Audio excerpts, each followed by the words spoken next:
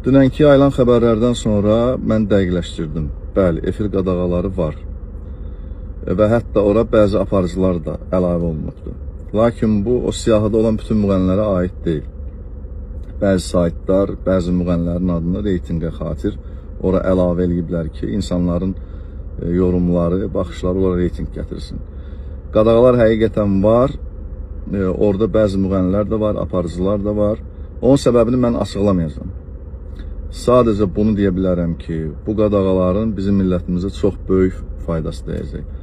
Xüsusən də millətimizin böyüyən oğlan uşaqları, oğlan övladları var ki, onların tərbiyəsi ilə birbaşa əlaqəlidir ki, çox böyük faydası olacaq.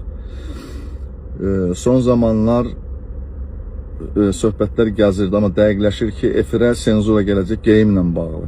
Geyim qadağaları qoyulacaq hətta.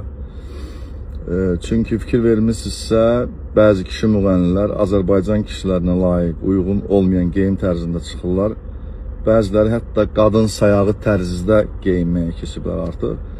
Bəzi qadın müğənnilər də var ki, az qalır ki, hətta gecə paltarında çıxsınlar efirə. Bu senzuranın həqiqətən qüvvəyə minməyinə mən çox sevinirəm. Buna sevinirəm. Çünki bizim dəfələrlə vurğuladığımız verilişlərdə, aparıcılarla, müğənnilərlə ki, mənim mübahisələrim olurdu geyimlə bağlı.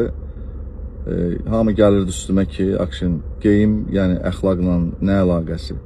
Mən həmişə deyirdim ki, bəli, geyim əxlaqın göstəricisidir.